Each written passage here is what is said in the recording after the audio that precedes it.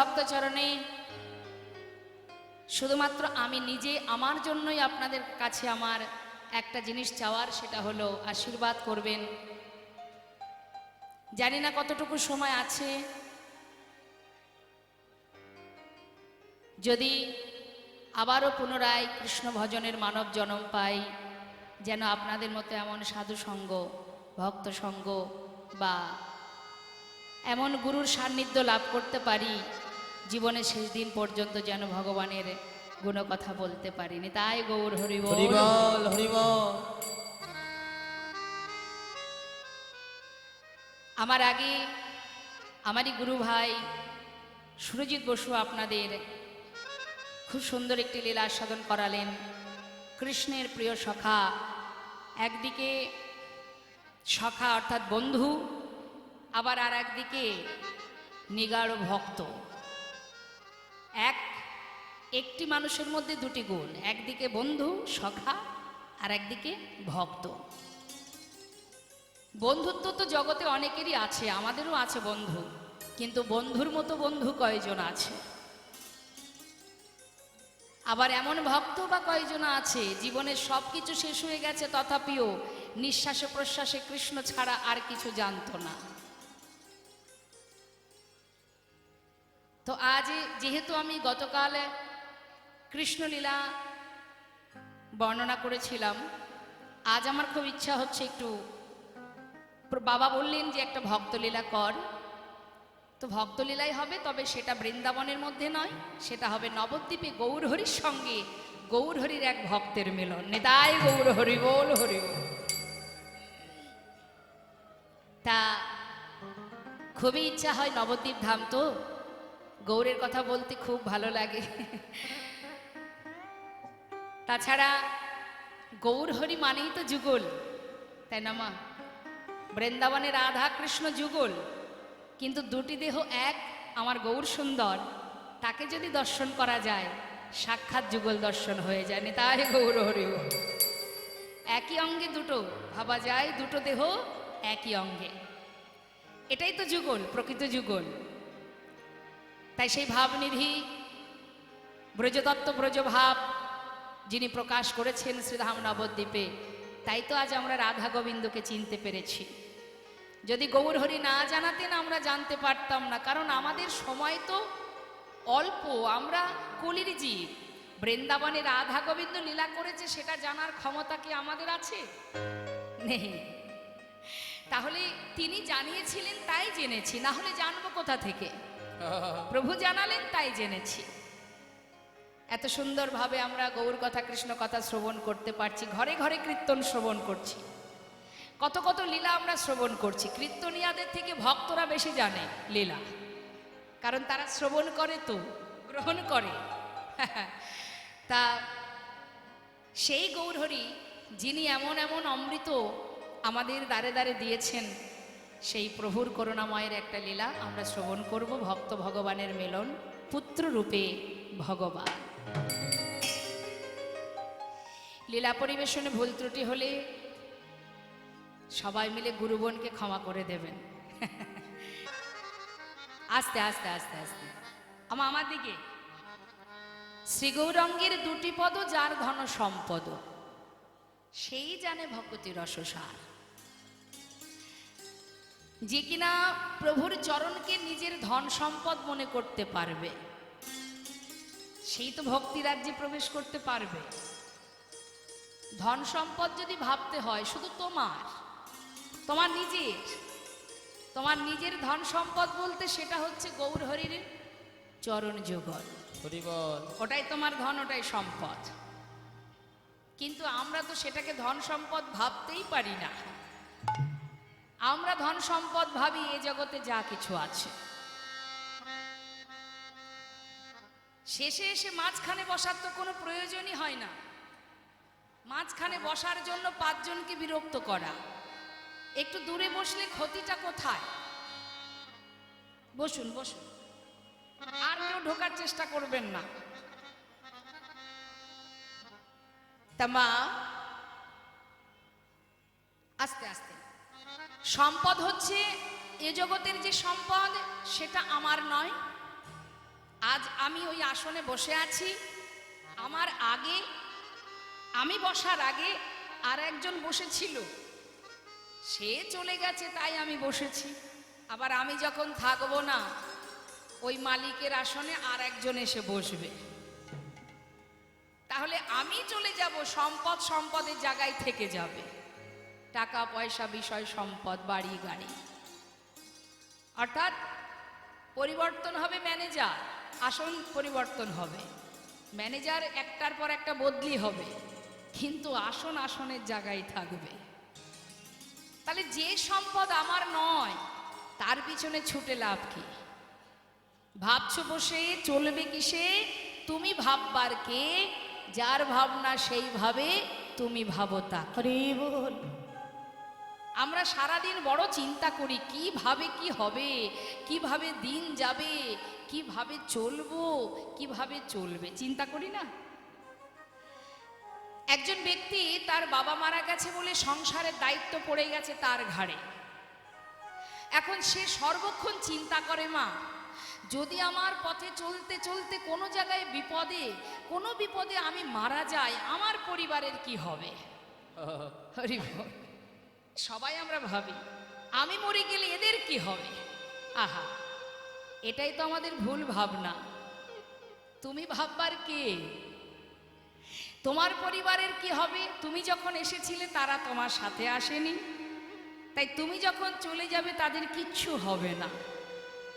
আর শুধু তাই নয়, যেতে তো সবাইকে হবে।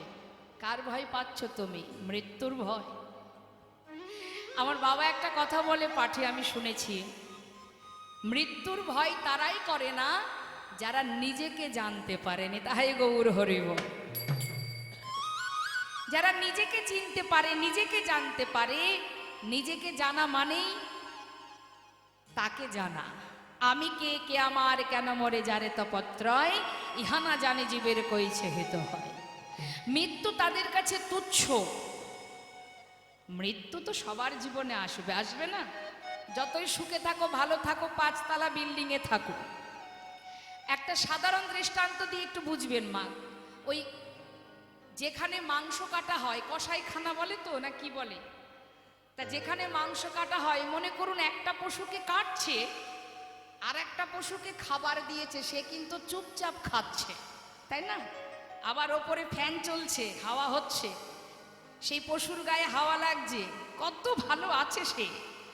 সে মনের সুখে খাচ্ছে, সেখানে আলো জ্বলছে, ফ্যান চলছে, হাওয়া বাতাসের মধ্যে তার সময় যাচ্ছে।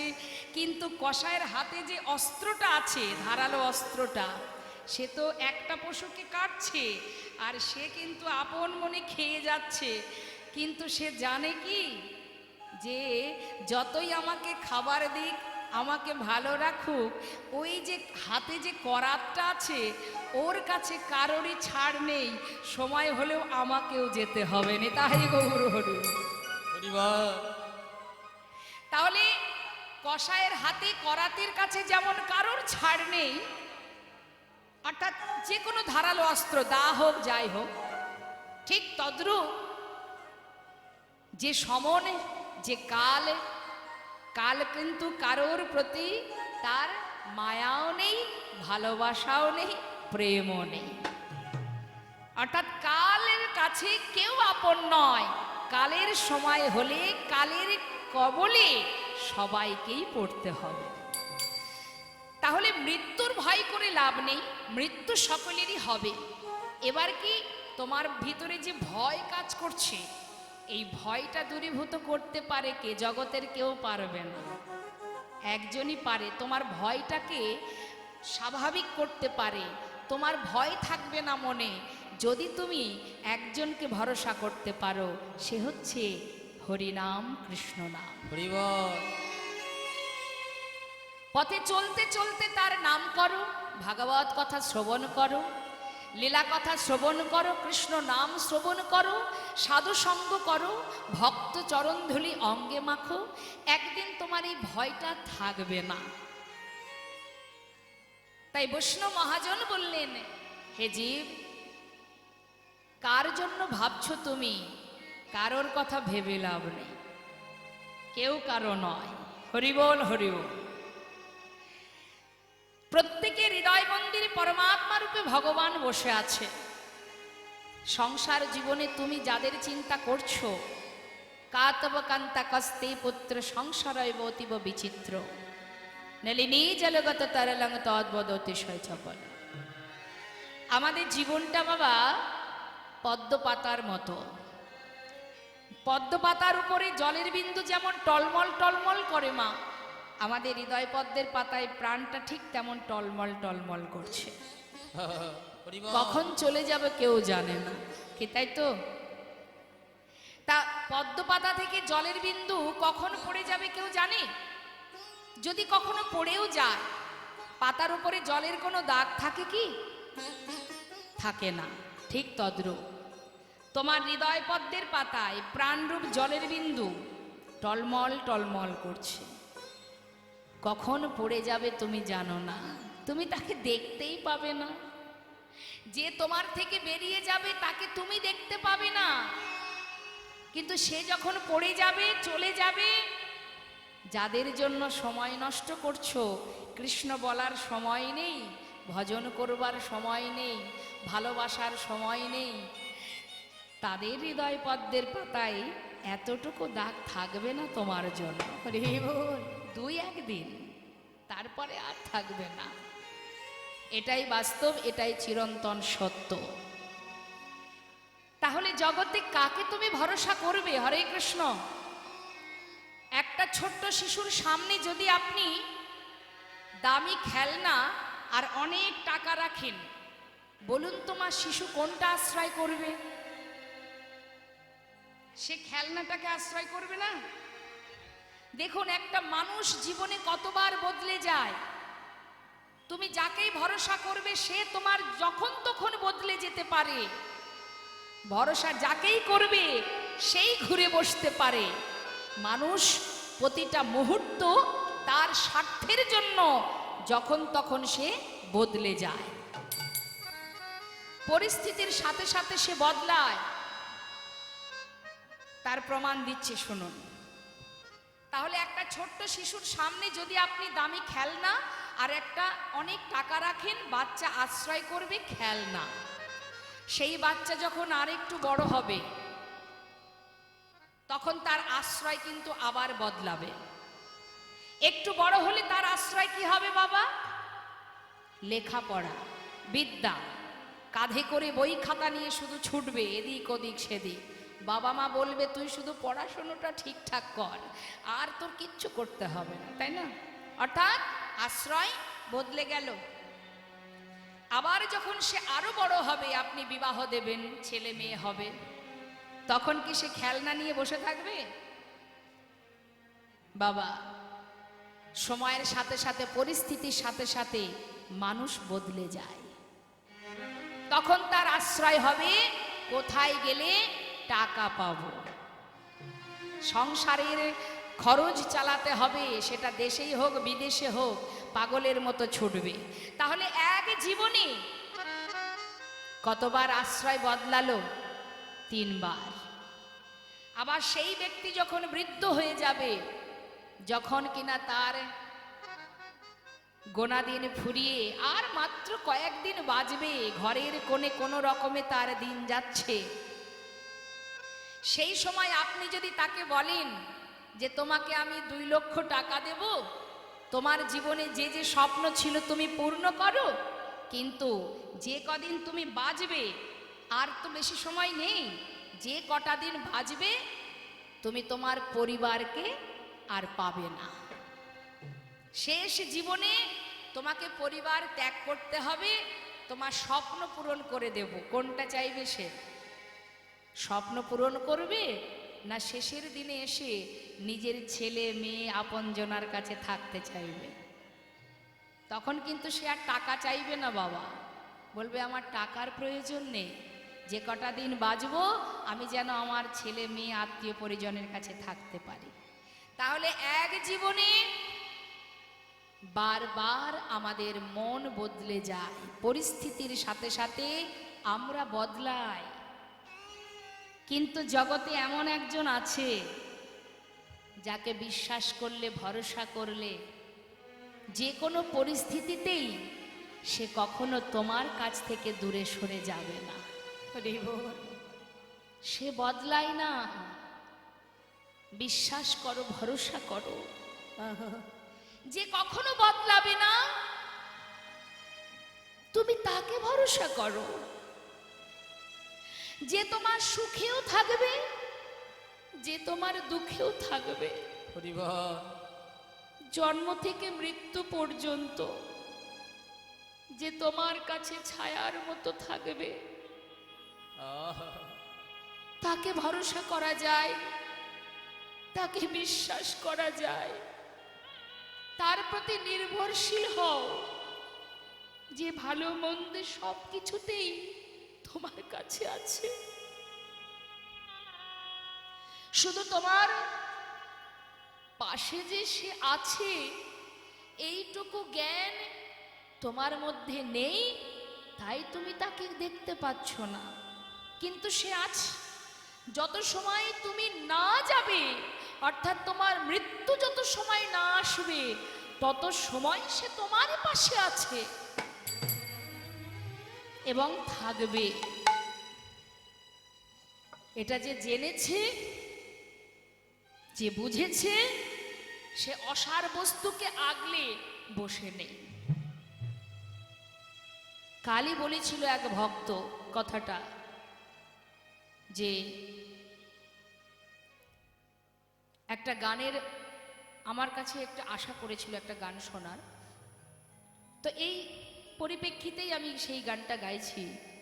যিনি বিশ্বকবি রবীন্দ্রনাথ ঠাকুর, যিনি কিনা কবিগুরু রবীন্দ্রনাথ, তিনি তার ভজনের মধ্যে দিয়ে তিনি ভগবানকে বলেছিলেন, হে প্রভু, তুমি আছো, কিন্তু আমি তোমাকে দেখতে পাইনি। আমার হিয়ার মাঝে লুকিয়েছিলে, দেখতে আমি পাইনি তোমায়, দেখতে আমি পাইনি। আমার হিয়ার মাঝে লুকিয়েছিলে, দেখতে আমি পাইনি তোমায়, দেখতে আমি পাইনি। আমার হিয়ার মাঝে লুকিয়েছিলে, দেখতে আমি পাইনি তোমায়, দেখতে আমি পাইনি। আমার হিয়ার মাঝে লুকিয়েছিলে, দেখতে আমি পাইনি তোমায়, দেখতে আমি পাইনি। ওই বাহির পানে চোখ মেলেছি, বাহির পানে আমার হৃদয় পানে চাইনি। আমার হিয়ার মাঝে লুকিয়েছিলে, দেখতে আমি পাইনি তোমায়, দেখতে আমি পাইনি।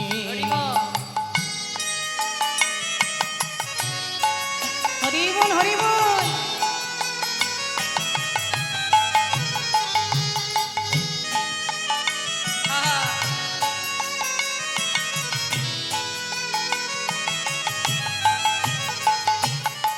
আমার সকল ভালোবাসা, সকল আঘাত, সকল আশায়, আমার সকল ভালোবাসায়, সকল আঘাত, সকল আশায়। কথাটা কি বলছেন? আমার ভালোবাসাতেও তুমি ছিলে, আমার আঘাতেও তুমি ছিলে, সকল আশাতেও তুমি ছিলে, সর্বদাই তুমি আমার কাছে কাছে ছিলে আমার সকল ভালোবাসা, সকল আঘাত, সকল আশায় তুমি ছিলে আমার কাছে, তুমি ছিলে। আমি তোমার কাছে যাইনি আমার নিতাই হিয়ার গৌর মাঝে হরি বল, হরি বল। লুকিয়েছিলে, দেখতে আমি পাইনি তোমায়, দেখতে আমি পাইনি। আমার হিয়ার মাঝে লুকিয়েছিলে, দেখতে আমি পাইনি তোমায়, দেখতে আমি পাইনি। মহাজন বললেন, কোনটি সার কোনটি অসার বুঝবে কবে গো? সময় চলে গেলে বুঝবে। সময় করিয়া পথটি ধরিয়া যেবা চলে দ্রুত গতি, সময়ের শেষে অনায়াসে সেজনে চলে যায় আপন বাসু। দেখুন বাবা, এক ভক্তের কথা একটু মনে পড়ে যায়। নিজেকে সঁপে দিয়েছিলেন এই নবদ্বীপেই। তিনি হচ্ছেন, আস্তে আস্তে, আমার গৌরহরিরই ভক্ত, যিনি দাপর যুগে ছিলেন দেবর্ষি নারদ, যিনি কলিতে হয়েছেন শ্রীবাস পণ্ডিত, যার ঘরে মহাপ্রভু সর্বদাই ভক্তগণকে নিয়ে হরিনাম করতেন।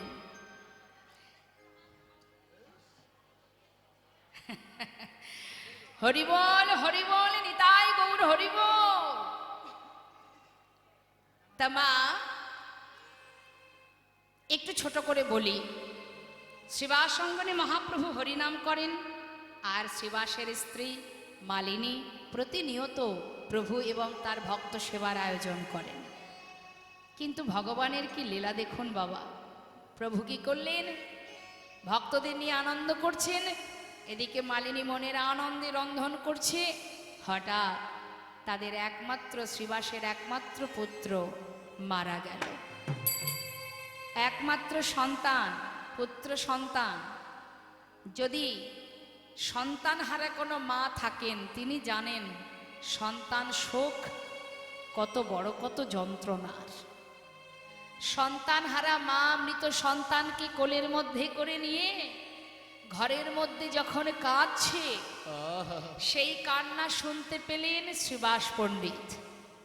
পাশের ঘরে হরিনাম করতে করতে শ্রীবাস পণ্ডিত চিন্তা করছেন যে মালিনীর কান্নার শব্দ কি হলো। তাড়াতাড়ি করে প্রভুকে কিছু না বলে সেই মালিনীর ঘরে গিয়ে বলছে, মালিনী কাঁদছো কেন? সন্তান কোলে করে নিয়ে কাঁদছো কেন? কি হয়েছে তোমার?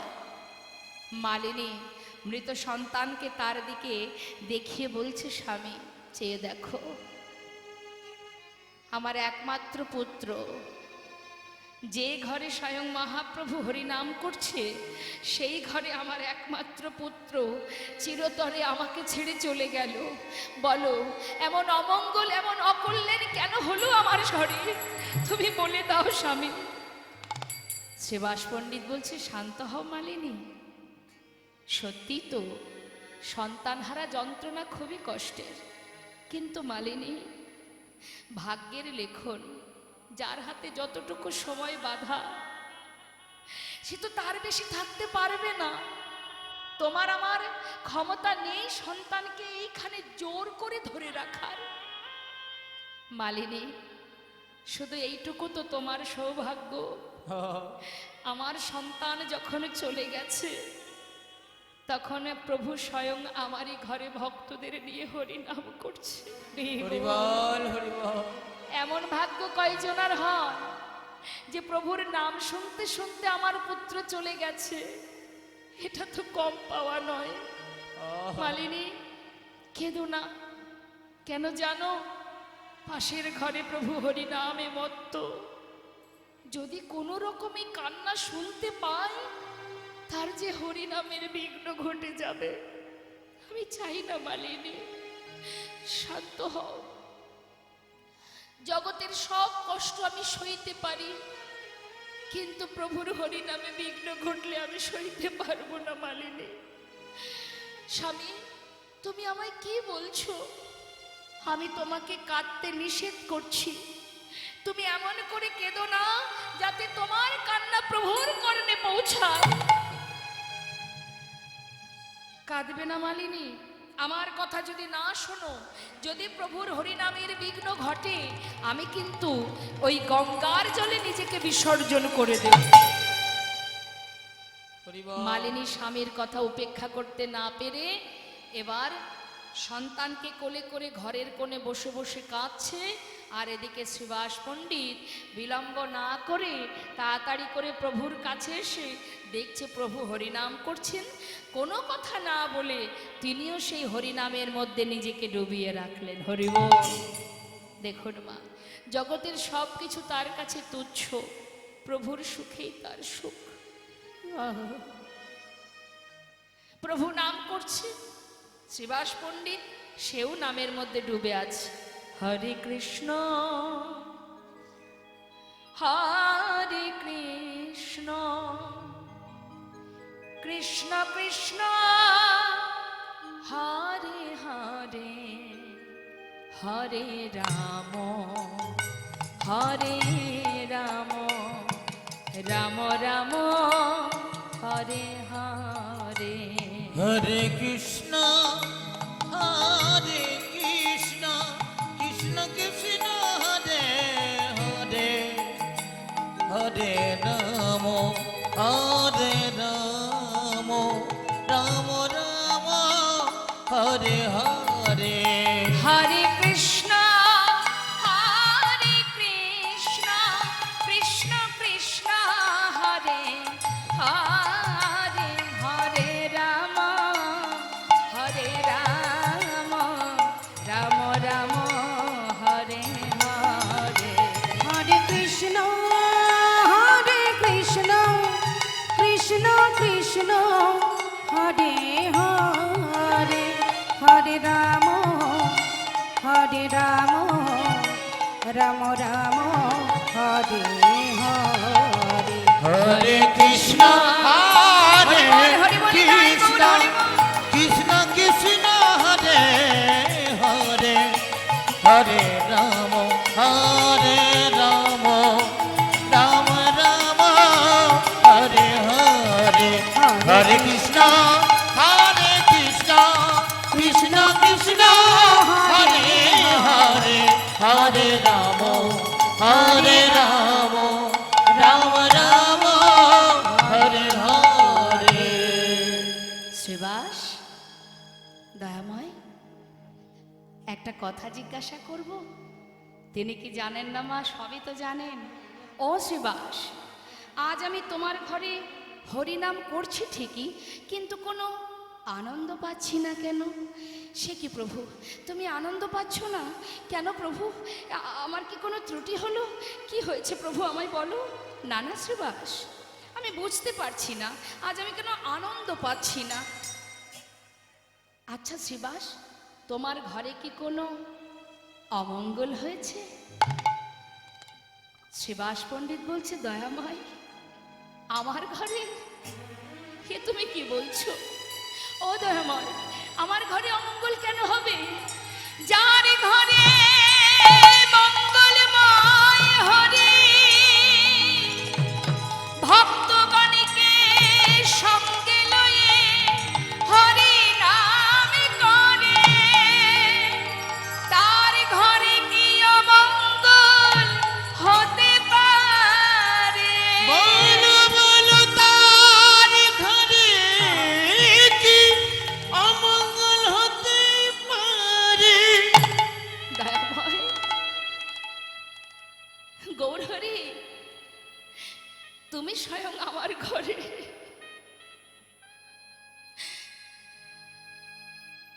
সেখানে অমঙ্গল কি করে হয় বলো? কোনো অমঙ্গল হয়নি গৌরহরি। পাশে দাঁড়িয়ে এক ভক্ত বলছে, জানো প্রভু, শ্রীবাসের একমাত্র পুত্র একটু আগে মারা গেছে। শ্রীবাস, তোমার পুত্র মারা গেছে।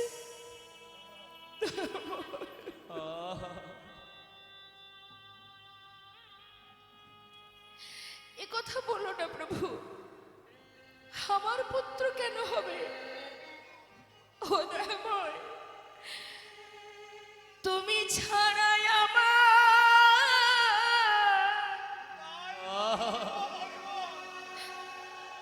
আমার আর কে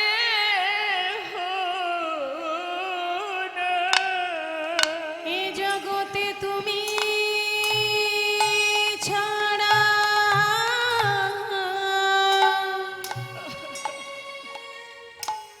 আমার আর কেহ নাই। তুমি আমার মাতা পিতা, তুমি পুত্র স্বামী,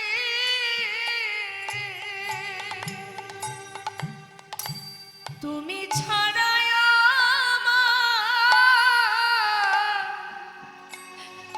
আর কেহ নাই। তুমি আমার মাতা পিতা,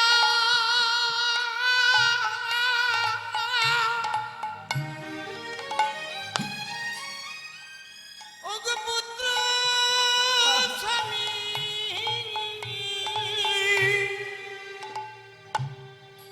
এ জগতে তুমি ছাড়া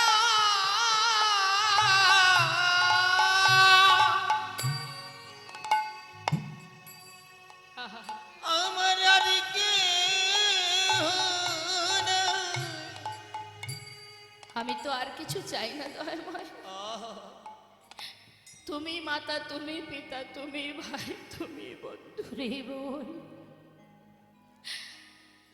আমার ঘরে তুমি স্বয়ং কেন অমঙ্গল হবে বলো দয়াময়?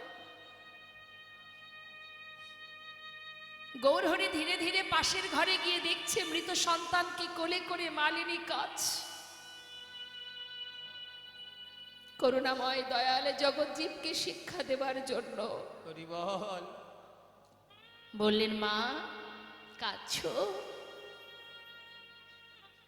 কিছু সময়ের জন্য, একটুখানি সময়ের জন্য সেই সন্তানকে প্রাণ দিলেন। কেন? আমাদেরকে শিক্ষা দেবার জন্য। প্রাণ দিয়ে জিজ্ঞাসা করলেন, কিরে এত তাড়াতাড়ি মা বাবাকে ছেড়ে চলে যাচ্ছিস কেন?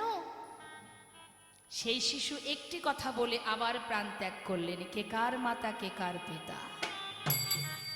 তুমি মাতা, তুমি পিতা, তুমি ভাই, তুমি বন্ধু। নিতাই গৌর হরি বল, হরি বল। তুমি সব। সন্তানও যে কথা বলল, বাবাও সেই একই কথাই বললেন। তাহলে মা, সেই দিন থেকে মালিনীকে গৌরহরি মা বলে ডাকতেন। সন্তান হারা হয়ে প্রভুকে নিজের সন্তান রূপে পেয়েছিলেন। তাই এখান থেকে এই দৃষ্টান্তের এটাই কারণ, এখনো সময় আছে, নিজেকে জানতে শেখো কি আমার করণীয়। রামভক্ত তুলসীদাস কলম দিচ্ছেন, তুম কাহা সে আয়ে হো আর যাওগি কাহা, ইতনা দিল বিচার লো বাস হো গয়া ভজন। একবার শুধু নিজেকে জানো, তবেই বুঝবে তুমি কে আর কে তোমার। হরি বল, হরি বল। তাই আজ আসুন আমাদের গৌর কথাকে, গৌর চন্দ্রিকাকে বিশ্রাম রেখে আবার আমরা লীলা কথায় চলে যাব। সবাই মিলে আমরা যে মহাজনের পদাবলী শ্রবণ করছি তার কথাটা একবার স্মরণ করে প্রণাম জানিয়ে যাব। বললেন, যদি কেউ হরিনাম শ্রবণ করে হৃদয় থেকে, তার সমস্ত অন্ধকার, মায়ারূপ অন্ধকার দূরীভূত হয়। যদি কেউ কৃষ্ণ নাম গাইতে পারে, হরিনাম গাইতে পারে, হৃদয় মাঝে কৃষ্ণ প্রেমের উদয় হয়। তো আসুন আমরা সবাই গৌর হরির পার্ষদকে নিয়ে বৈষ্ণব মহাজনের চরণে প্রণাম জানিয়ে লীলায় যাব। সবাই মিলে বলবো, শ্রী গৌরাঙ্গের ভক্তগণে নিত্য সিদ্ধ করি মনে, শ্রী গৌরাঙ্গের ভক্তগণে নিত্য সিদ্ধ করি মনে, সে যায় ব্রজেন্দ্র সুত পাশে রে, সে যায় ব্রজেন্দ্র সুত পাশে রে, ওই না ফিদাই মজেন্দ্র সুত পাশে রে, ফিদাই মজেন্দ্র সুত পাশে রে, ফিদাই মজেন্দ্র সুত পাশে।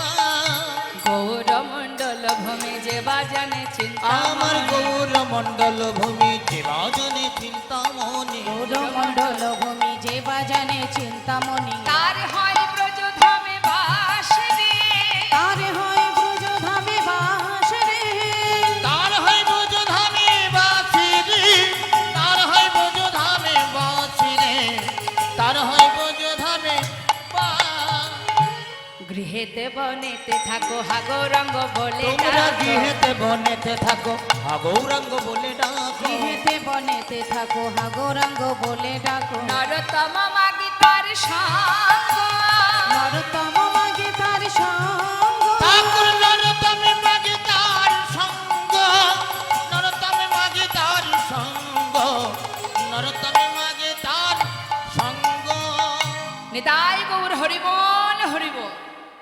চলুন যাই এবার আমরা লীলা কথায়। তো লীলা কথায় যাবার আগে আমরা ছোট্ট করে একটা গৌর নিতাইয়ের ভজন আস্বাদন করব। হ্যাঁ, হরিবল হরিবল। পায়ে যন্ত্রণা করছে? ঠিক আছে, দেখি হাত তুলুন। আমাদের এই দেহতরিটা আমরা ভাসিয়ে দেব। কেমন ভাসিয়ে দেব আমরা? কোথায়? হানিতা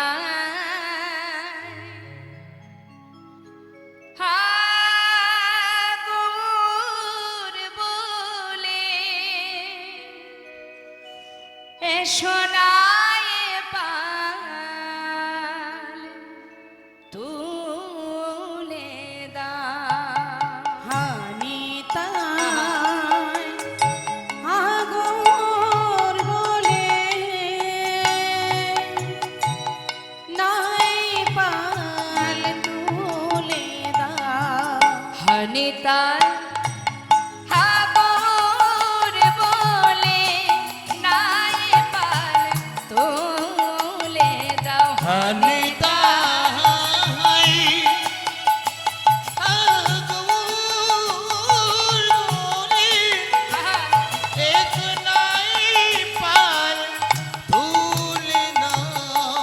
দেখো তরি কোথা যা ওই ব্রজনা নদিয়া। ওই না দেখো তুই আজ কথা যায় বোঝো না নদিয়া।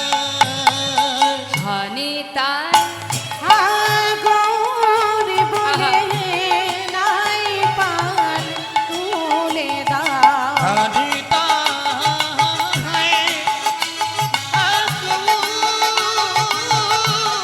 বলে একলাই পাল তুলে দাও। ব্রজের সে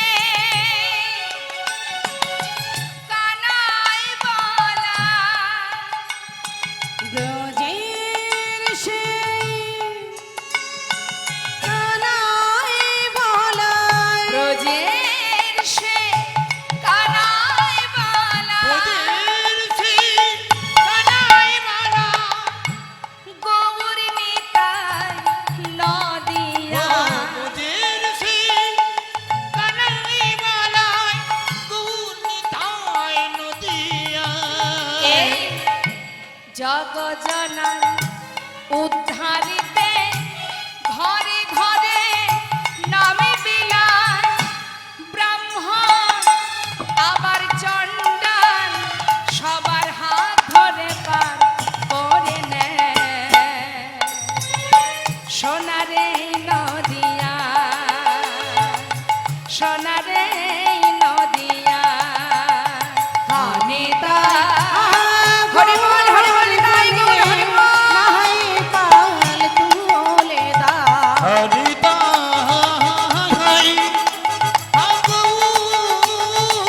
বলে এসো নাই পাল তুলে দাও। এসো নাই পাল তুলে দাও। নাই পাল তুলে দাও। নিতাই গৌর হরিবল হরিবল। মধুময় শ্রীধাম নবদ্বীপ ধাম, নবদ্বীপ থেকে আমার গৌর হরি তিনি নাম প্রচার করতে করতে এক সময় মায়ের আদেশে তিনি নীলাচলে যান। পুরীধামে জগন্নাথ মন্দিরের সামনে গিয়ে প্রতিনিয়ত তিনি জগন্নাথ দর্শন করতেন। প্রতিদিনের ন্যায় মায়েরা পুরীধামে গিয়েছেন? বাহ! তা জগন্নাথ দর্শন করছেন, আজও করছেন প্রভু আমার। জগন্নাথ যখন দর্শন করছেন, পশ্চাতে আছে অগণিত ভক্ত। সমস্ত ভক্তগণকে নিয়ে প্রাতকালে প্রাত সময়ে গৌরহরি সমস্ত ভক্তদের নিয়ে প্রভাতকালে জগন্নাথ মন্দিরের সামনে দাঁড়িয়ে তিনি নাম করছেন। তা তিনি যখন নাম করছেন, বেশ কিছু দূরে এক ভক্ত দাঁড়িয়ে আছে, যার ঘর অগ্রদ্বীপে। তিনিও মহাপ্রভুর সঙ্গ লাভ করবেন বলে নীলাচলে গিয়ে প্রভু যেখানে নাম করছেন তার কিছুটা দূরে দাঁড়িয়ে আছেন। দূরে দাঁড়িয়ে দাঁড়িয়ে প্রভু আনন্দ করছেন, নাম করছেন, আর সেই ভক্ত দূরে দাঁড়িয়ে দাঁড়িয়ে সেই লীলা দর্শন করছেন। তা প্রভাত সময়ে প্রভু আমার ভক্তদের নিয়ে নাম গাইছে, সবাইকে বলছে তোমরা নাম করো। সবাই বলো আমার সাথে, প্রভাত সময় হলো,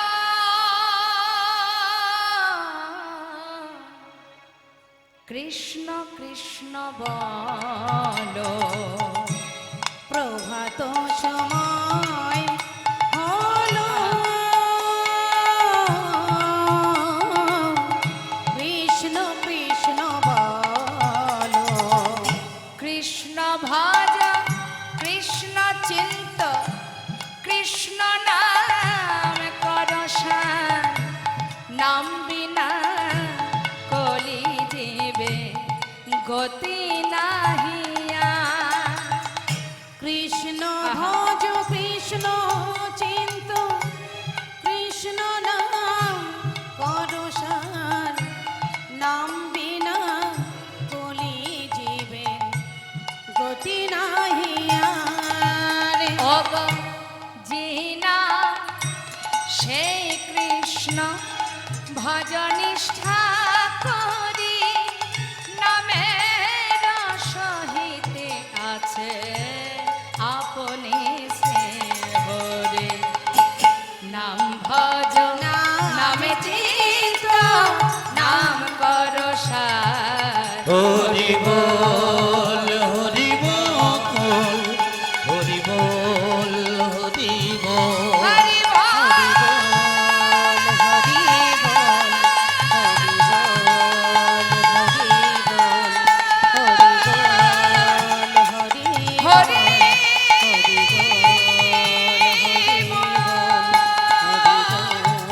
হরি বল, হরি বল,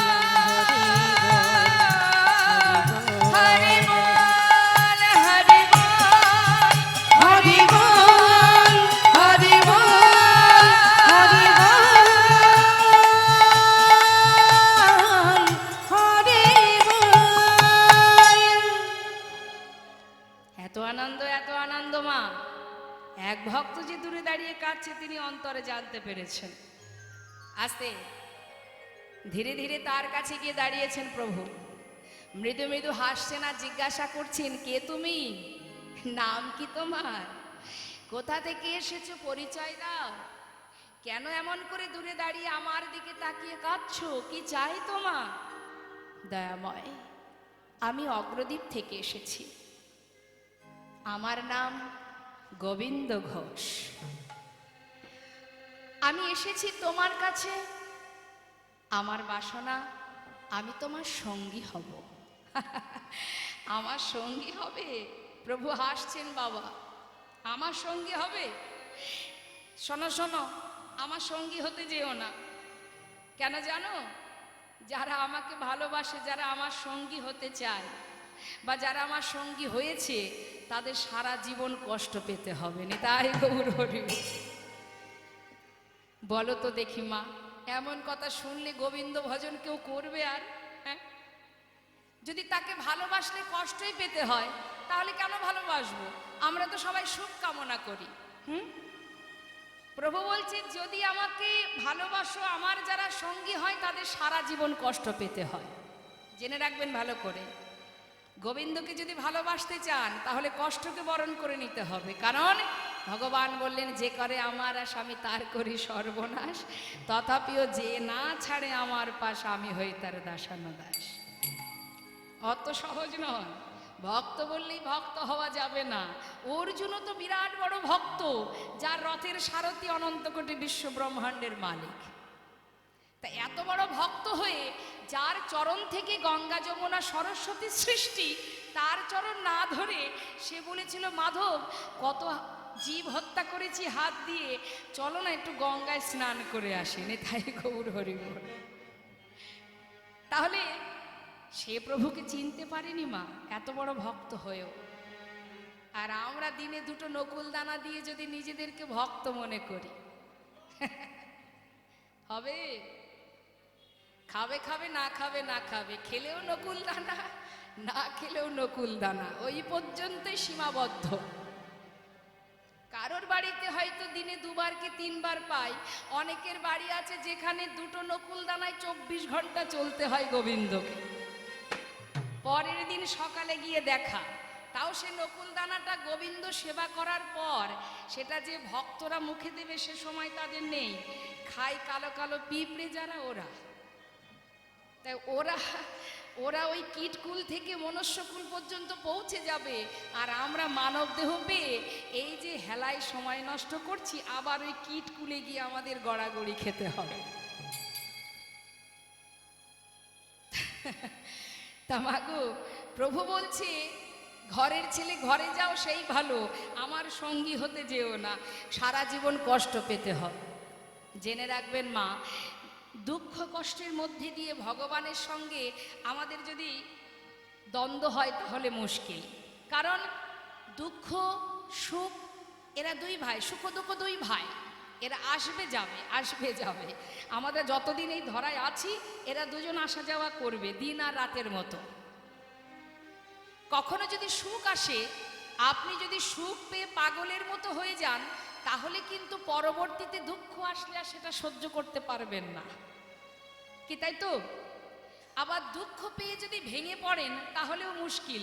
তার কারণ দুঃখ এখন আপনার আছে, দরজার বাইরে সুখ দাঁড়িয়ে আছে।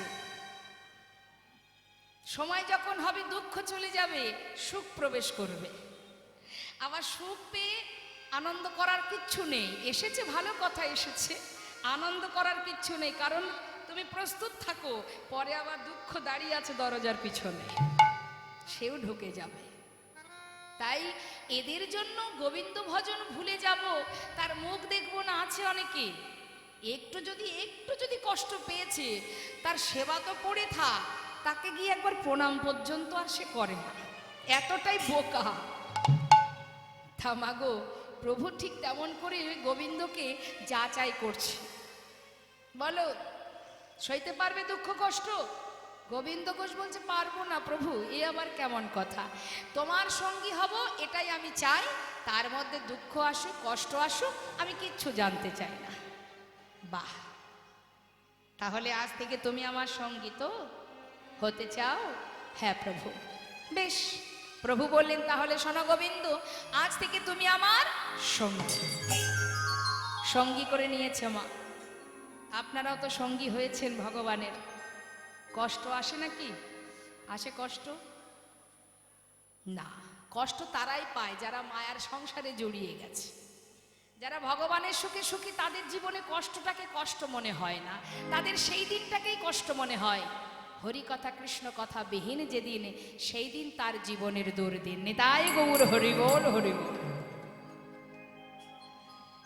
তাই প্রভু পরীক্ষা করছে, ও গোবিন্দ, শুরু হলো পরীক্ষা।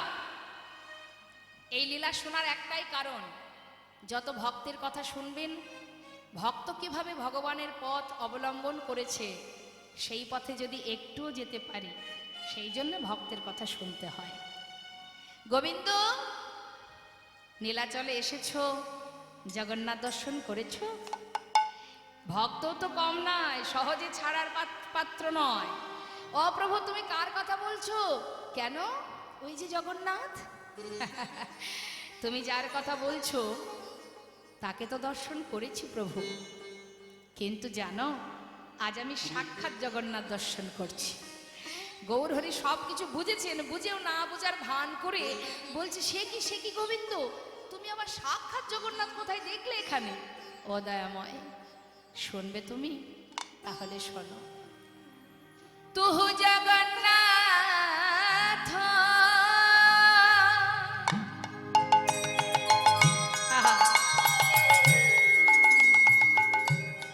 ও গদয়াময়,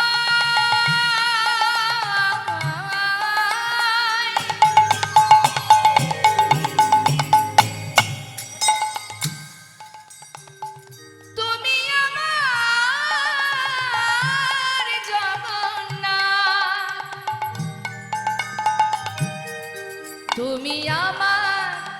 তুমি আমার মাধব। হে কি পাই করুণাময়,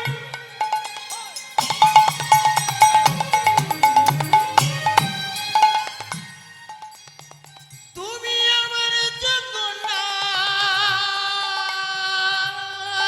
হরিব তুমি আমার প্রভু। তুহ জগন্নাথ এই জগতে কহা আসে, জগ বহে নাহি মই ছাড়। হে মাধব বহুত মিনতি করু তয়, হে মাধব। বেশ বেশ, তুমি আমার জগন্নাথ, তুমি আমার মাধব, তুমি আমার সব। হরি বল হরি বল। তাহলে গোবিন্দ শোনো, আজই আমরা নীলাচল ছেড়ে ভেবেছি একটু তীর্থে যাব। তুমি কি যাবে? হ্যাঁ দয়াময়, আমি তোমার সঙ্গে যাব। তাহলে চলো। হরি বল হরি বল। কেমন লীলা দেখুন মা, প্রভুকে সাথে করে নিয়ে এবার ভক্তবৃন্দ সবাই মিলে নীলাচল থেকে তীর্থে যাচ্ছে, তীর্থ ভ্রমণে যাচ্ছে, এক পা দুপা করে যাচ্ছে। আর ভক্তদের বলছে, ভক্ত তীর্থে যাওয়াকালীন এইভাবে গেলে হয়, মুখে সবাই কৃষ্ণ নাম করো। ভক্তরা বলছে, ও প্রভু কৃষ্ণ নাম তুমি করো, আমরা করব না। কেন? তাহলে তোমরা কিচ্ছু করবে না? করব, আমরা কৃষ্ণ নাম করব না। কৃষ্ণ নাম গাইতে হয়, তুমি গাও, তবে আমরা কি গাইবো জানো? মায়েরা বলুন না, আমরা কি গাইবো? হ্যাঁ, অপ্রভু তুমি করো কৃষ্ণ নাম, আমরা করব গৌর নাম। তাই গৌর হরিবল হরিবল। বেশ, গৌর হরি আগে আগে যাচ্ছেন কৃষ্ণ কৃষ্ণ কৃষ্ণ বলতে বলতে, পশ্চাতে ভক্তগণ যাচ্ছে গৌর বলতে বলতে। তা একবার আমরাও বলবো তো, আমরাও তো যাচ্ছি। হ্যাঁ, দেখে হাত তুলুন, জোরে জোরে হাতে তালি দিয়ে। হ্যাঁ হ্যাঁ, আপনাদের হাতগুলো কোথায়? তুলুন তুলুন, জোরে জোরে হাতে তালি দিলে কি হয় জানেন? অনেক উপকার।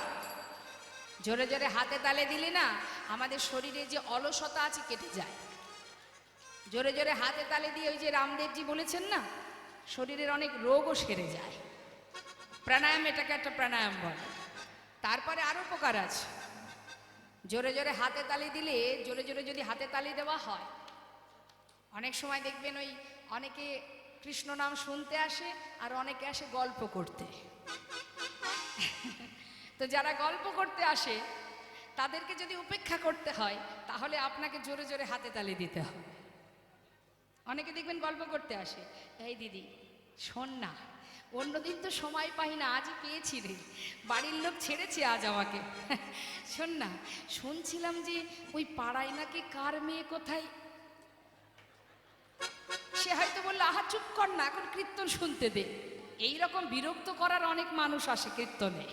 হ্যাঁ, মানে পাড়ার খবর নেওয়ার সুযোগ খুঁজতে আসে। তা তাদেরকে উপেক্ষা করতে হলেও জোরে জোরে হাতে তালি দেবেন, দেখবেন স্যার দ্বিতীয়বার আপনার কাছে আর কোনো প্রশ্নই করবে না, পিছন ফিরে বসবে। অনেক উপকার আছে। হ্যাঁ, দেখি হাত তুলুন। বাহ, জোরে জোরে হাতে তালি দিয়ে সবাই মিলে গাইবো।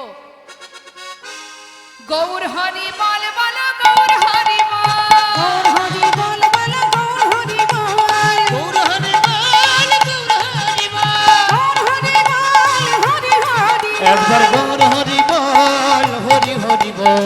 গৌর হরি বল, হরি হরি একবার গৌর হরি বল, গৌর হরি বল।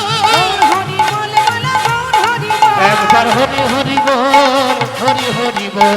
গৌর হরি বল, হরি হরি একবার গৌর হরি বল, গৌর হরি বল। গৌর হরি বল, বলো গৌর হরি বল। হরি হরি বল গৌর হরি বল। হরি হরি বল। গৌর হরি একবার গৌর হরি বল, গৌর হরি বল।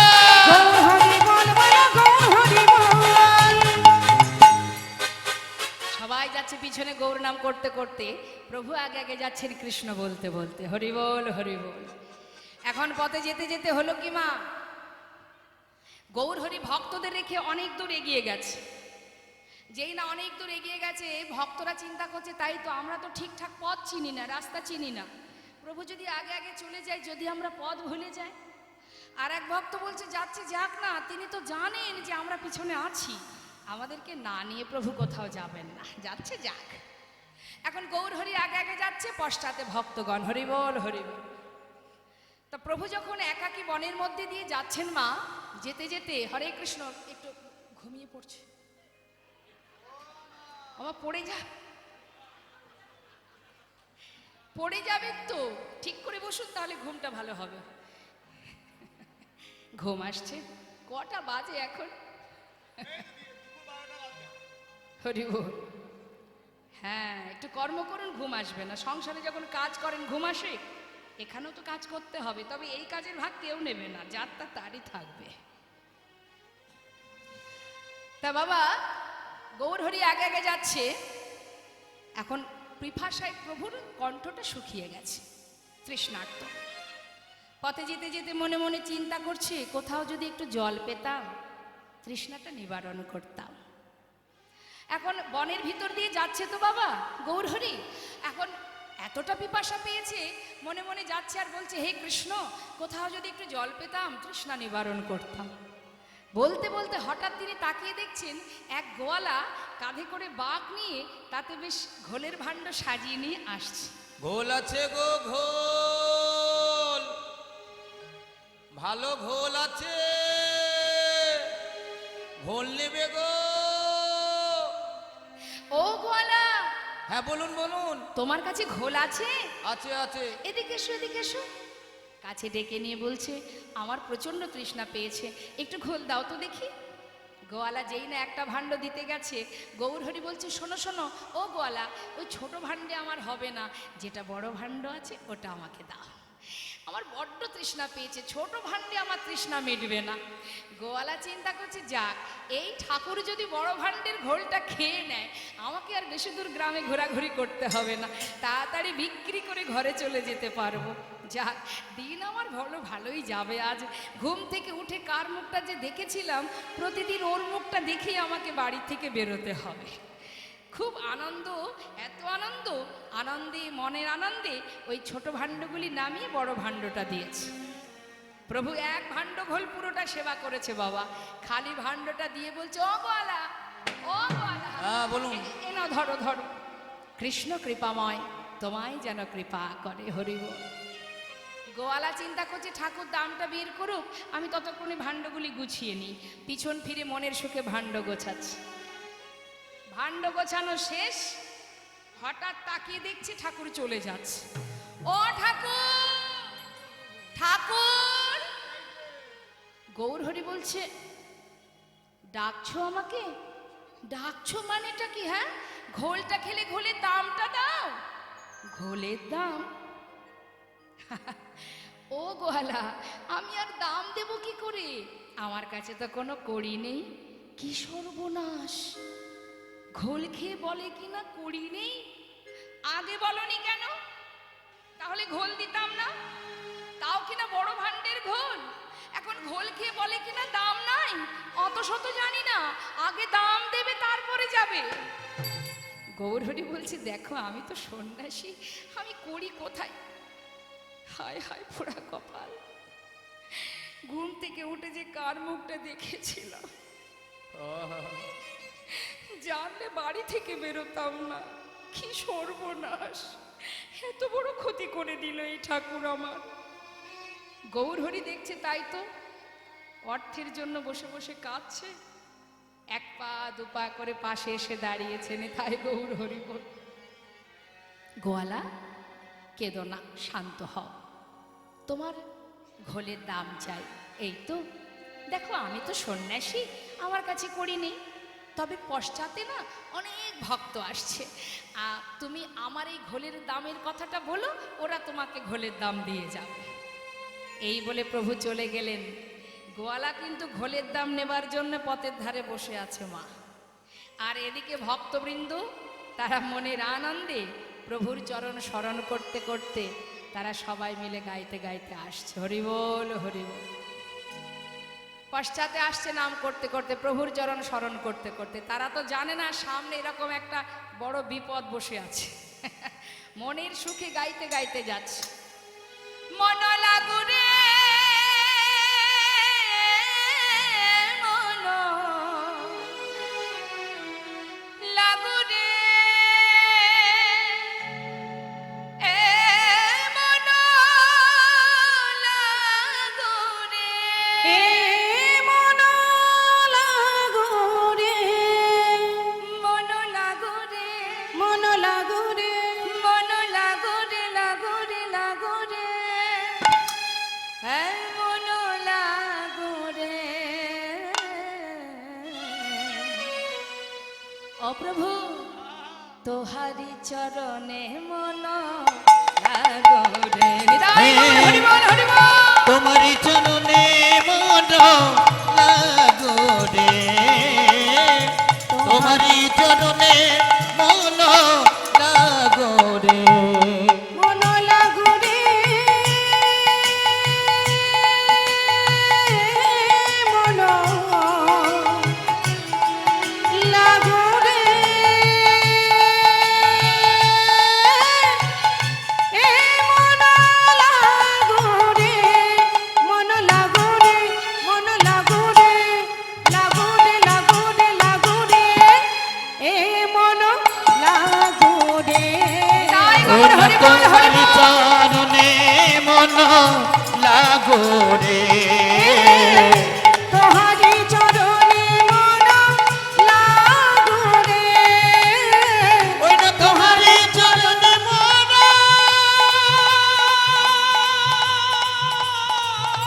লাগুরে।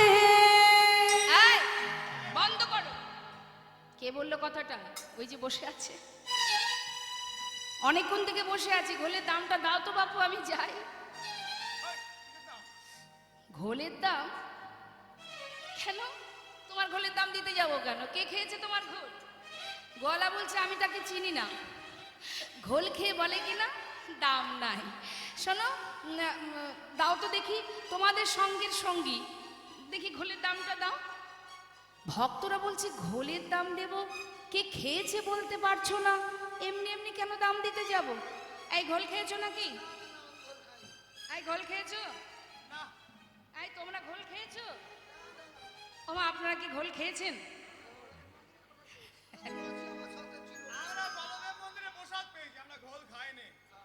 খাওনি তো বাবা, আপনারা খেয়েছেন নাকি গোয়ালার কাছ থেকে ঘোল? কিন্তু ঘোল তো খেয়েছেন, দুধের তৈরি ঘোল খেয়েছেন তো?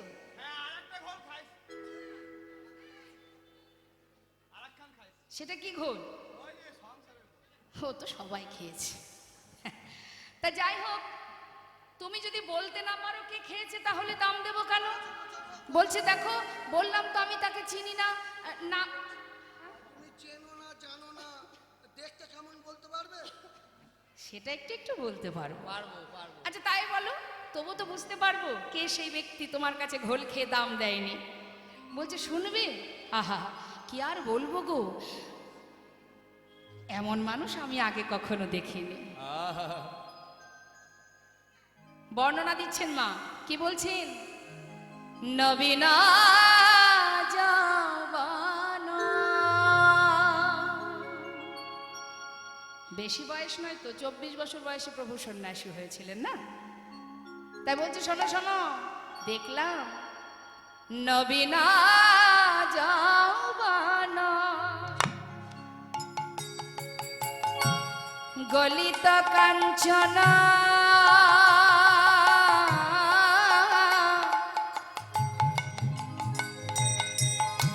সে যে অপরূপ রূপী মাধুরী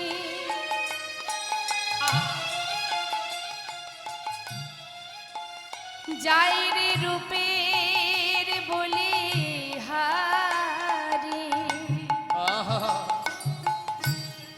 সে যে ভুবন ভোলানো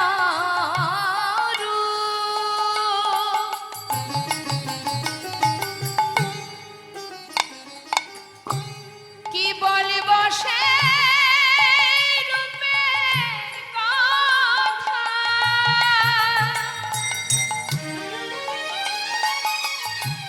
যাইরে রূপের বলিহারি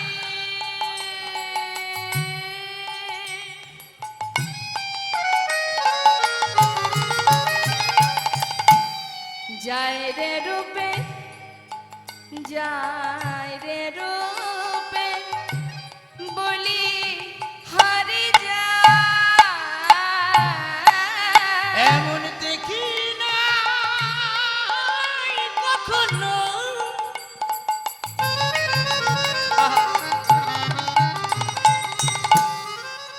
এমন ভুবন ভোলানো সেই রূপ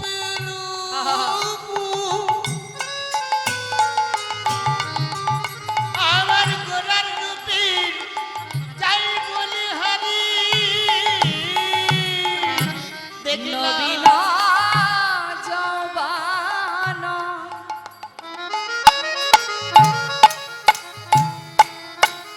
গলিত কাঞ্চন কোটি তটে রাঙাবা আবার কৃষ্ণ বলিয়া নিচে যায় নিতাই গৌর হরি বল হরি বল। মুখে কৃষ্ণ কৃষ্ণ কৃষ্ণ বলে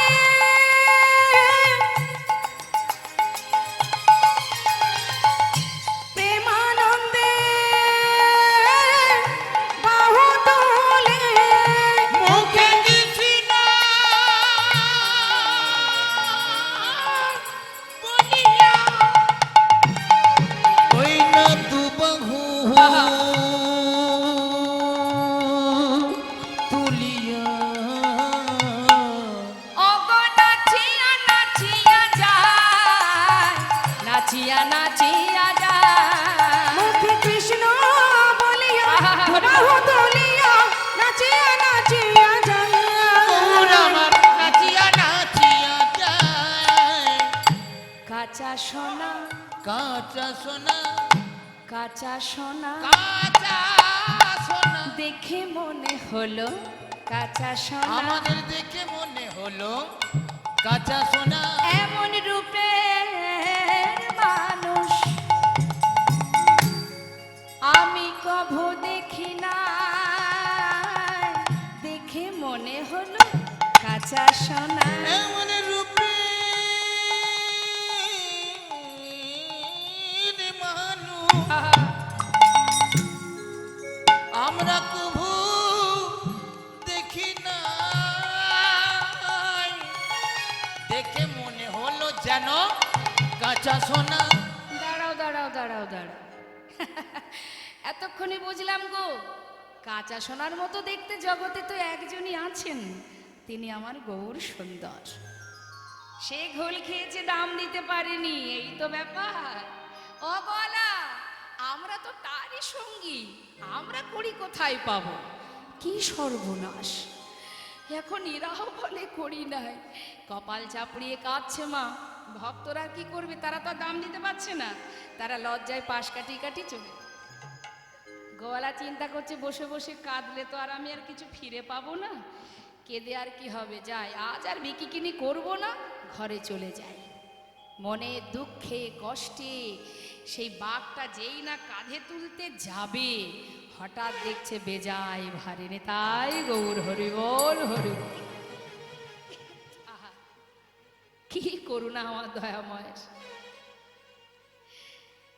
ভক্ত কাঁদছে কিনা, তাই তিনি করুণা করলেন। বাঘ তুলতে পারছে না, কি ব্যাপার, এত ভার কেন? সব থেকে বড় ভাণ্ডের ঘোল খেয়েছে, আমার বাঘ তো হালকা হবে, ভারী কেন দেখি তো। ছোট ভাণ্ডগুলো নামিয়েছে। যে ভাণ্ডের ঘোল প্রভু সেবা করেছেন মা, সেই ভাণ্ডের মধ্যে যখনই নয়ন দিয়েছে, দেখছে কানায় কানায় পরিপূর্ণ স্বর্ণ মুদ্রা। বাঘ ফেলে রেখে ছুটতে ছুটতে গৌর হরি, গৌর হরি, একটু দাঁড়াও দয়াময়, একটু দাঁড়াও, আমায় তুমি ক্ষমা করে দাও প্রভু। আমি চিনতে পারিনি, আমি তোমায় চিনতে পারিনি দয়াময়, আমায় ক্ষমা করো প্রভু, ক্ষমা করো।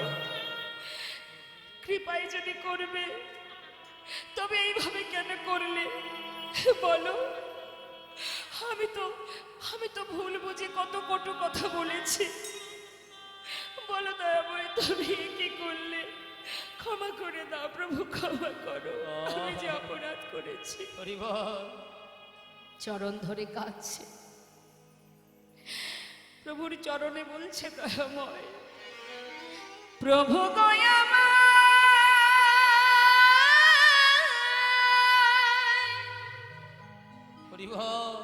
কৃপা করো, তুমি দয়া করো, একবার তুমি কৃপা করো,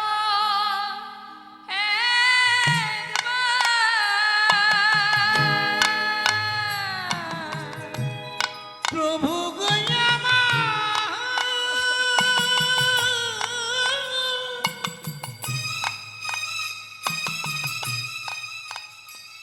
তুমি কি পকর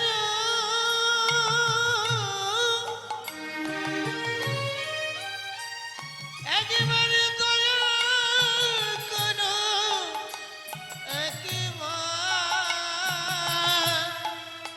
হে প্রভু কৃপা করো, একবার যুগে যুগে তুমি এসেছো ধরাতে, উদ্ধারিতে পৃথিবী, তাই তো তোমায়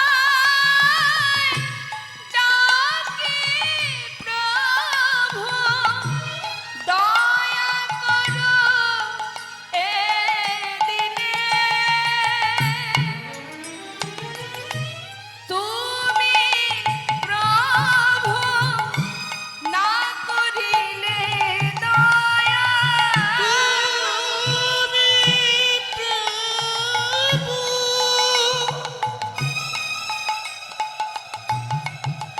আমায় না করিলে দয়া, বলো আমি যাব কোথায়,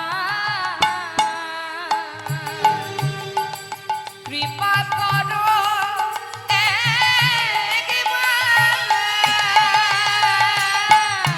প্রভু হরি বল, হরি বল, তাই গৌর হরি বল। কৃপা করো, দয়া করো, একবার প্রভু কৃপা করো, একবার প্রভু গো কৃপা করো, একবার গোয়ালা, অর্থের পিছনে ছুটতে ছুটতে জীবনের অনেক সময় চলে গেল, আর তো বেশি সময় নেই। যতটুকু সময় আছে ঘরে গিয়ে কৃষ্ণ ভজন করো, যাও, আশীর্বাদ দিলাম তোমায়। গোয়ালাকে আশীর্বাদ করে চলে গেলেন গোয়ালা। সত্য কথা মা, সংসারের পিছনে ছুটতে ছুটতে গোনা দিন ফুরিয়ে যায়, কিন্তু আমাদের কৃষ্ণ ভজন হলো না। আমার আমার করো বুঝিতে না পারো, আমাতে কি আছে রতনে, কোন শক্তি বলে বেড়ায় চলি, বলে কিসের অভাবে হয় দেহ পতন। দেহের মাঝে আছে প্রাণেরই সঞ্চার, তাহাতেই বলি আমার আমার, প্রাণ গেলে হবে সবাকার, সব নেশারি সফল। এসেছি যেখান থেকে, যাবার পরে বিচার সবাই বিচার হবে। বলো, দশেন্দ্র ষড়রিপু সব কিছু পেয়েছো, সেবা দেওয়ার হাত চেয়েছো, দিয়েছি। দেখবার নয়ন চেয়েছো, দিয়েছি। যা চেয়েছো তাই পেয়েছো, ভবে গিয়ে কি করেছো? কি বলবো আমরা, মারামারি হানাহানি কাটাকাটি এছাড়া তো আর কিছু বলার কিছু নেই আমাদের। আবার পাঠিয়ে দেবে, যাও চলে যাও। কেমন জানেন তো মা, ভালোবাসবেন যাকে তাকে কোলে তুলবেন, যার ভজন পূর্ণ হয়নি তাকে তো আবার এই মর্তে ত্রিতাপ জ্বালায় পাঠিয়ে দেবে। যারা মাছ ধরে ধীবর, যদি মনে করেন মাছ বাজারে বিক্রি করবে, তারা জাল পেতে যা পায় সব ধরে বাজারে দিয়ে দেয়, তাই না? কিন্তু ধীবর যদি ভাবে যে আজ একটা মাছ আমি খাবো, সে কি করবে? সে কিন্তু এই জালে যত মাছ উঠবে সব কি নেবে? বাছাই শুরু হবে এর মধ্যে, যেটা ভালো এটা ভালো নয় দেবে আবার জলে ফেলে, এটা ভালো নয় সেটাও জলে যা। ঠিক তদ্রূপ সবাই আমরা যাব, বিচার হবে, সেখানে একটা পরিবার আছে তো আমাদের, এটা তো আমার আসল পরিবার নয়, সেখানে একটা পরিবার আছে, সেখানে তো যেতে হবে, কৃষ্ণ পরিবার। সেই পরিবারে যখন যাব সেখানে বিচার হবে, কে কি করেছো, কর্ম অনুযায়ী তোমাকে আবার আসতে হবে। কর্ম বিপাকে গতাগতি পুনঃ পুনঃ মতির হতো অপর সঙ্গ। আমরা বারবার মনুষ্যকুলে জন্ম পাই কেন? কর্মের বিপাকে। কিয়ে মানুষ পশু পাখি কিয়ে জন্মিয়ে, অথবা কীট পতঙ্গ কর্ম বিপাকে গতাগতি পুনঃ পুনঃ। কর্মের বিপাকে পুনঃ পুনঃ জন্ম পেতে হয়। কথা তো দিয়ে আসে কিন্তু সে কথা রাখতে পারি না, তাই তো বারবার এমন জ্বালা সহ্য করতে হয়। হ্যাঁ, তাই আজ প্রভু বললেন সময় বেশি নেই গোয়ালা, যতটুকু সময় আছে যাও ঘরে গিয়ে কৃষ্ণ সেবা করো। গোয়ালাকে আশীর্বাদ করে বিদায় দিয়ে ভক্তগণকে নিয়ে এবার প্রভু এসে পৌঁছালেন পূর্বস্থলীতে। পূর্বস্থলীতে যখনই এলেন, গোবিন্দকে ডাকছে, গোবিন্দ, অ গোবিন্দ, এদিকে এসো, এদিকে এসো। এটা কোথায় বলো তো? পূর্বস্থলী। বেশ, শোনো, আর কোথাও যাব না, এখানে একটু সেবার ব্যবস্থা করো। গোবিন্দ ঘোষ চিন্তা করছে, প্রভু তুমি তো বলে খালাস, কিন্তু এত ভক্তের সেবার ব্যবস্থা আমি একা করব কি করে? চিন্তা করছি, কিন্তু মাগো চিন্তা করলে কি হবে? চিন্তার অবসান ঘটাতে একজনই পারেন। করুণাময় যখনই এসেছেন পূর্বস্থলীতে, খবর চলে গেল নদিয়াতে। নদেবাসী যখন জানতে পারলেন পূর্বস্থলীতে গৌর এসেছে, সবাই দল বেঁধে গৌর দর্শনে যাচ্ছে, কিন্তু কেউ খালি হাতে নয়, সবার হাতে প্রভুর সেবার বস্তু। তোমার যেমন ক্ষমতা কিছু না কিছু নিয়ে যেতে হয়। কিছু কিছু জায়গা আছে বাবা যেখানে খালি হাতে যেতে নেই। এক, যেমন মনে করুন যদি আপনি ভগবানের দর্শনে যান, আপনার সামর্থ্য অনুযায়ী কিছু সাথে নিয়ে যাবেন। আবার যদি গুরু দর্শনে যান, সেখানেও খালি হাতে যেতে নেই, আপনার ক্ষমতা অনুযায়ী যেমন সামর্থ্য কিছু না কিছু নিয়ে যেতে হয়। তাই কিছু কিছু জায়গা আছে খালি হাতে যেতে নেই। তা নদেবাসী সবাই যাচ্ছে গৌর দর্শনে, কেউ খালি হাতে যাচ্ছে না, সবার সামর্থ্য অনুযায়ী প্রভু সেবার সামগ্রী নিয়ে যাচ্ছে। আমরাও তো যাব গৌর দর্শনে। মহাজন বলে, দেখো আনন্দে ধাবল সবে, গৌরাঙ্গ দেখিতে রে, গৌরাঙ্গ দেখিতে, ওই নয় আনন্দে ধাবল সবে, ওই গৌরাঙ্গ দেখিতে গো, গৌরাঙ্গ দেখিতে। গৌর গৌর গৌর বলে, গৌর গৌর গৌর বলে গৌর গৌর গৌর বলে যাই নাচিতে নাচিতে রে, নাচিতে নাচিতে। কেহ নাচে কেহ গায়, কেহ বলে হরি রে, কেহ বলে হরি। ওই না কেহ নাচে কেহ গায়, কেহ বলে হরি গো, কেহ বলে হরি। ধুলাতে লুটায় সবে, ভোলাতে লুটায়ে ওই না সবে, ভোলায় লুটায়ে সবে। যাই গড়া গড়ি রে, যাই গড়া গড়ি। ওই না ভোলাতে লুটায়ে সবে, যাই গড়া করি গো, যাই গড়া করি। আনন্দ আর ধরে না রে। তাদের আনন্দ আর ধরে না তাদের রে। আনন্দ হরিব, আপনারা সবাই যখন এখানে আসবার জন্য বাড়ি থেকে প্রস্তুত হয়েছিলেন, মনে আনন্দ হচ্ছিল না মা? যাব নবদ্বীপ ধামে গৌর দর্শনে, যাব গুরু দর্শনে। হ্যাঁ, সেই আনন্দটা কোথায় একবার দেখাতে হবে। আনন্দ আর ধরে না রে। আনন্দ আর ধরে না রে। হরি হরি হরি বলে আনন্দ আর ধরে না রে। হরি হরি হরি বলে আনন্দ আর ধরে না রে। গৌর বদন হেরবে বলে আনন্দ আর ধরে না রে। গৌর বদন হেরবে বলে, ওই না হরি হরি হরি বলে গৌর বদন হেরবে বলে, হরি হরি হরি বলে তাদের আনন্দ আর ধরে না ওই না রে। আনন্দ আর ধরে না রে। মুখে গৌর গৌর গৌর বলে যায় নাচিতে নাচিতে রে, নাচিতে নাচিতে। সবাই এসেছে মনের আনন্দে গৌর দর্শনে। ও গোবিন্দ, খুব চিন্তা হচ্ছে। কি করে কি করবে, বড় চিন্তা। আস্তে,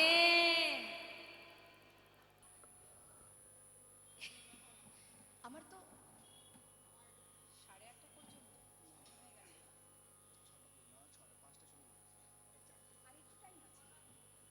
জানে, তাই আর একটু সময় আছে। আমাকে 6টায় শেষ করতে হবে, যতটা তাড়াতাড়ি সম্ভব আমরা এগিয়ে যাই। তো এবার মা মনের আনন্দে সকলে এলো, সবার হাত থেকে সেবার বস্তু নিয়ে প্রভু আমার সেবার আয়োজন করলেন। আয়োজন হলো, প্রভুর সেবা হলো। সেবার পর প্রভু গোবিন্দ ঘোষকে বললেন, গোবিন্দ মুখশুদ্ধি দাও। গোবিন্দ চিন্তা করছে আবার মুখশুদ্ধি দরকার। মায়েরা বলুন না, প্রভুর মুখশুদ্ধি কি? হরিত কি? গোবিন্দ ঘোষ বলছে, ঠিক আছে প্রভু, আমি যাব আর আসবো। কিন্তু গ্রামে গিয়ে 2টো হরিতকে ভিক্ষা করেছে, ভিক্ষা করে একটা আবার নিজের কাছে রেখেছে। একটা নিজের কাছে রেখেছে কেন? কাল প্রভু কোথায় গিয়ে চাইবে না জানি, আবার কত দূর আমাকে ছুটতে হবে। তার থেকে একটা থাক, কালকে প্রভু যেই চাইবে সেই দিয়ে দেব। কিন্তু মা এই যে সঞ্চয় করেছে, যারা ভগবানকে ভালোবাসে, যারা সন্ন্যাসী, ভগবানের উপরে যদি নির্ভরশীল হতে না পারে, এই যে সঞ্চয়, এর জন্যই তার কি সাজা। প্রভু কোনো কথা না বলে একটা হরিতকে সেবা করে ভক্তগণকে নিয়ে এসে পৌঁছালেন পরের দিন। কোথায়? চলো ভক্ত, আর নয়, যাত্রা করি। যাত্রা করলেন। পর দিবসেতে প্রভু অগ্রদ্বীপে আইলা। পর দিবসেতে প্রভু অগ্রদ্বীপে আইলা। কোথায় এলা? অগ্রদ্বীপ। এখানে সেবার ব্যবস্থা করো, আর কোথাও যাব না। কারণ প্রভু তো গোবিন্দ ঘোষকে এবার ত্যাগ করবে, তাই নিজের ঘরের কাছে নিয়ে এসে বলছে, শোনো সেবার ব্যবস্থা করো। ব্যবস্থা হলো, সেবাও হলো। গোবিন্দ মুখশুদ্ধি লাগি প্রভু কর বড়াইলা। ওই না মুখশুদ্ধি লাগি প্রভু করে বড়াইলা। মুখশুদ্ধি লাগি প্রভু করে বড়াইল। যেই না হাত বাড়িয়েছে, গোবিন্দ একেবারে ভাবে গদ গদ। আমি জানতাম তুমি চাইবে, দাঁড়াও এক্ষুনি দিচ্ছি। এই নাও, দাঁড়াও গোবিন্দ। কাল যখন মুখশুদ্ধি চেয়েছিলাম দিতে দেরি হয়েছিল, আজ এত তাড়াতাড়ি কোথায় পেলে? অপ্রভু, আমি তো জানি তুমি আর চাইবে, তাই 2টো হরিতকে ভিক্ষা করে একটা তোমাকে দিয়েছিলাম, একটা আমার কাছে রেখেছিলাম। বাহ, চমৎকার গোবিন্দ, চমৎকার। এতদিন আমার সঙ্গী হয়ে এই শিক্ষা পেয়েছো? আমি কি কোনো ভুল করেছি প্রভু? না না, তুমি কেন ভুল করবে? ভুল তো করেছি আমি ভুল করেছি। সে কি গো প্রভু, এ তুমি কি বলছো? তুমি আবার কিসে ভুল করলে? আমি ভুল করেছি তোমাকে আমার সঙ্গী করে। দয়াময়, হে তুমি কি বলছো প্রভু? শোনো গোবিন্দ, সন্ন্যাসীর নহে কবু সঞ্চয় বাসনা। তুমি আমার উপরে নির্ভরশীল হতে পারোনি, তাই তুমি সঞ্চয় করে রেখেছ। যারা সঞ্চয়ী হয় আমি তাদের মুখ দর্শন করি। হরি বল। তাই আজ থেকে আমি তোমায় ত্যাগ করলাম। প্রভু গোবিন্দ ঘোষকে ত্যাগ করে চলে যান। পথের ধারে বসে গোবিন্দ ঘোষ কাঁদে। প্রভু চলে গেছে। গোবিন্দ ঘোষ মনে মনে স্থির করলেন, ভালোবাসেন তো মা, প্রতিজ্ঞাবদ্ধ হলেন, যাও চলে। যদি আমি সত্যি তোমায় ভালোবেসে থাকি, এক পক্ষ কালের মধ্যে তোমাকে আমার কাছে আবার আসতে হবে। একমাত্র ভক্তই পারে, যদি কেউ প্রকৃত ভক্ত হতে পারে সেই পারে জোর খাটাতে, তাছাড়া কেউ পারবে না। যেমন বৃন্দাবনে ব্রজগোপীরা, তারাই জোর খাটাতো। যাও গোবিন্দ, আমাদের ছেড়ে চলে যাচ্ছ? যাও, সে তো চোখের সামনে থেকে চলে যাচ্ছ। এখানে যে আছো তুমি, ক্ষমতা থাকলে এখান থেকে যাও, দেখি কেমন পারো যেতে। হরি বল। তাই মাগো, চলে যাবার পর গ্রামবাসী গোবিন্দ ঘোষকে দেখে তাকে ধরে তার ঘরে পৌঁছে দিলেন। 15 দিনে এক পক্ষ কাল হয়। দিন যায়, যেন মনে হয় এক এক জনম কেটে যাচ্ছে। যে জন ভগবানের কাছে থেকেছে, পাশে থেকে লীলা দর্শন করেছে, এছাড় সংসারে তার কি আর মন বসে? দিন যায় আর কাঁদে, প্রভু তুমি এলে না।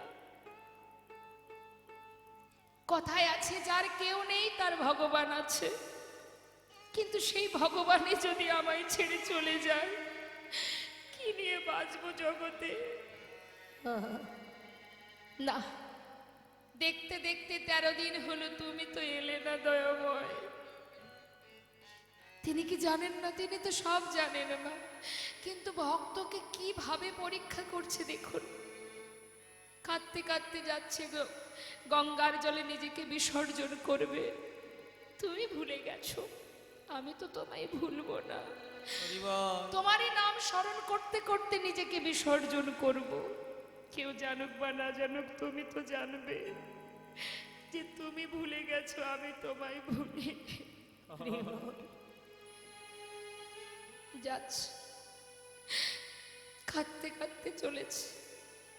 হরি হে,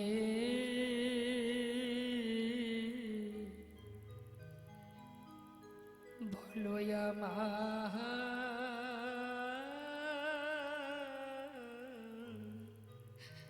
সেদিন কবে হবে? তোমার আশার আশে ওগো দয়াল আছি বসে। বলো বলো কবে চরণ দেবে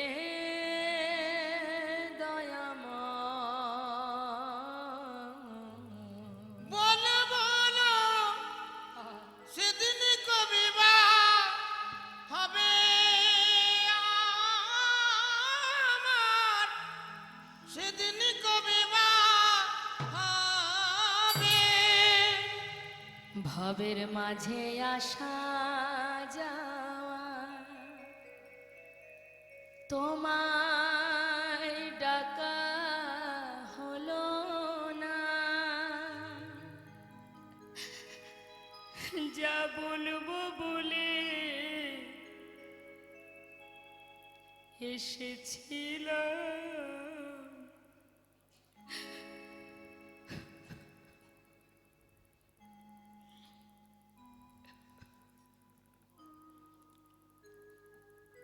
এই ভবের মাঝে আসা যাওয়া, তোমায় ডাকা হলো আমরা যা বলবো বলে এসেছিলাম, আমাদের তা বলা হলো না। তুমি পারে কর্তা, আমি শুনি বার্তা। তুমি পারে কথা, আমি শুনি বার্তা। হে দয়াময়,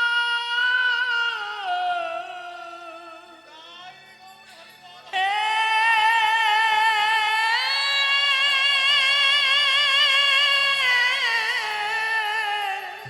কৃপাময়, তুমি পারে কর্তা, আমি শুনি বার্তা। বলো বলো কবে পার করিবে দয়াময়।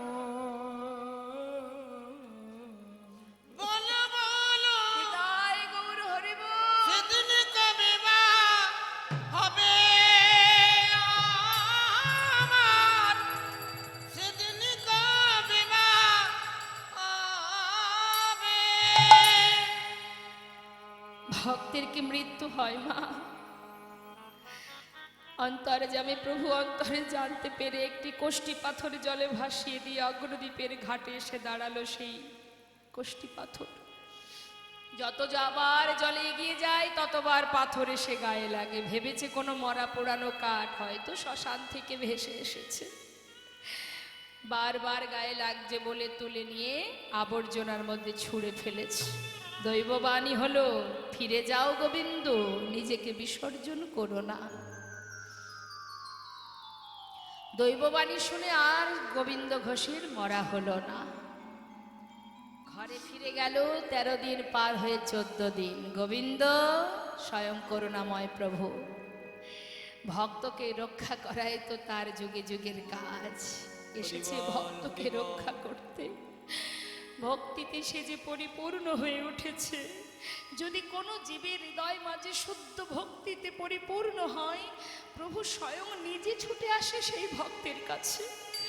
পার্ষদগণকে নিয়ে তিনি এসে অগ্রদ্বীপে গোবিন্দ ঘোষের ঘরের সামনে এসে দাঁড়িয়েছে। দরজা খুলো গোবিন্দ। কে? দরজা খুলে দেখছেন দ্বারে দাঁড়িয়ে আছে গৌর হরি। ছুটে গিয়ে চরণটা জড়িয়ে ধরেছে। আমি আর পারবো না প্রভু, তোমায় ছেড়ে থাকতে পারবো না। কথা দাও তুমি আমায় ছেড়ে যাবে না, কোথাও যাবে না, কথা দাও। শান্ত হও গোবিন্দ, আমি তো আসবো তুমি জানতে না তো প্রভু।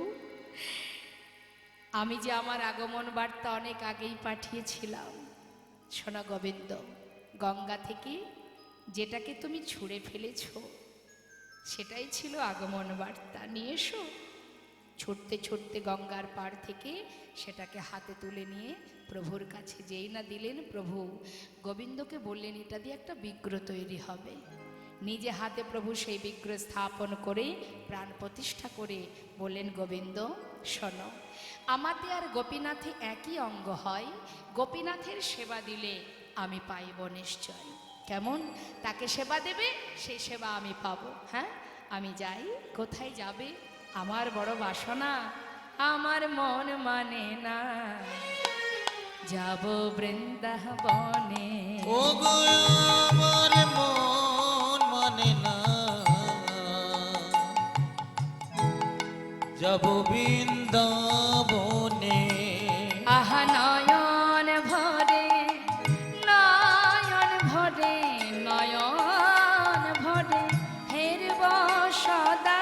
নয়ন ভরে হেরব সদাই, ওই মদন মোহনে মন মানে না, যাব বৃন্দাবনে। আমার মন মানে না, যাব বৃন্দাবনে। আমার মন মানে না, যাব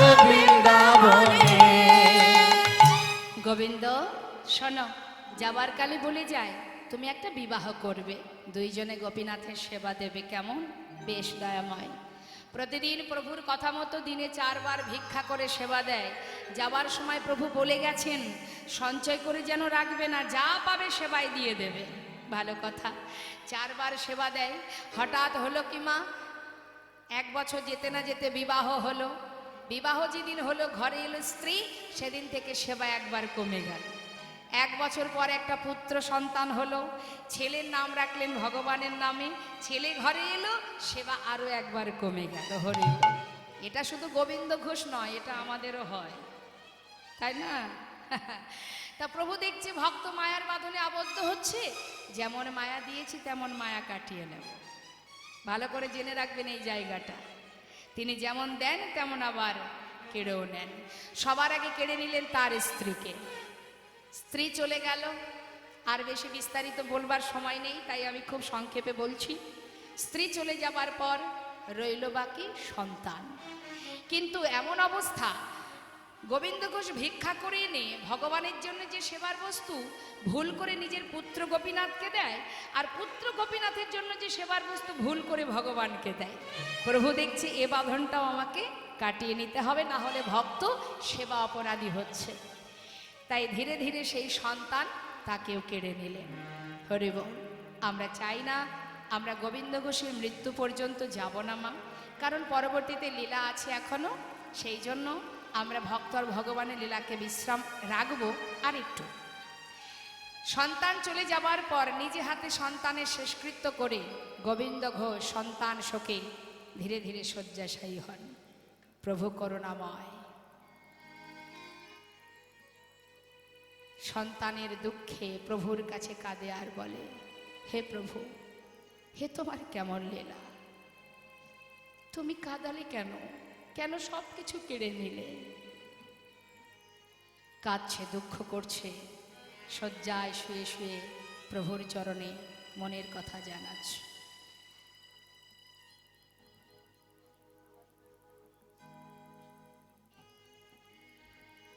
তুমি যদি ভগবান